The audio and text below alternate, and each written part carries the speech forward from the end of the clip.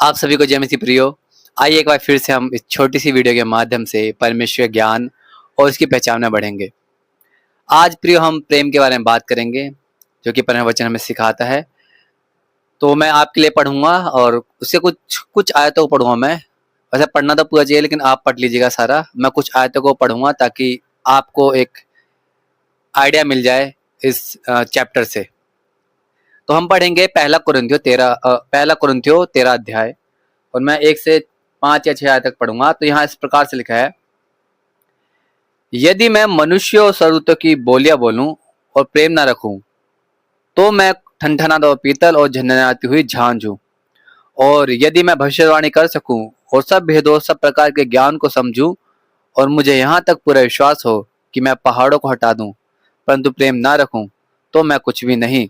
यदि मैं अपनी संपूर्ण संपत्ति कंगालों को खिला दूं या अपनी देह जलाने के लिए दे दूं और प्रेम ना रखूं, तो मुझे कुछ भी लाभ नहीं। प्रेम धीरजवंत है और कृपालु है।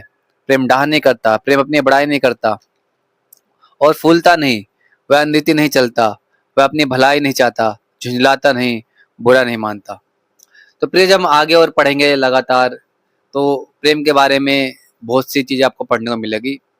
लेकिन इससे पहले के चैप्टर को जब आप पढ़ोगे, पहला कुरिन्थियों 12 अध्याय को पढ़ोगे, तो वहाँ आत्मिक वरदान के बारे में लिखा हुआ है।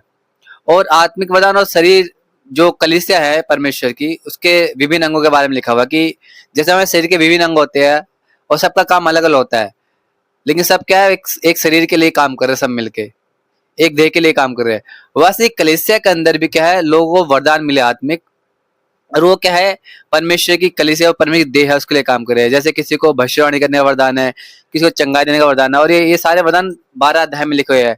किसी को वचन प्रचार करने का वरदान है, किसी को शिक्षा देने का वरदान है, तरह तरह का वरदान यहाँ पे लिखे हुए हैं। किसी को चर्च में सेवा करने का वरदान है। तो इस तरह के बहुत से वरदान है लिखे हुए यहाँ पे। परंतु आगे जब हम पढ़ते हैं, पौलुस क्या बोलता है परमेश्वर के वचन को लेके, परमेश्वर के बारे में क्या बोलता है पौलुस। पौलुस ये बोलता है कि बहुत से वरदान तो है, लेकिन यदि ये सारे वरदान हो और प्रेम ना हो, तो क्या हम कुछ भी नहीं है। मतलब क्या, जब आप आगे पढ़ते हैं पौलुस की, ये जो हमने पढ़ा, यदि मैं मनुष्य और स्वर्गदूतों की बोलियां बोलूं और प्रेम ना रखूं, तो मैं ठनठनाता हुआ पीतल और झनझनाती हुई झांझ हूं।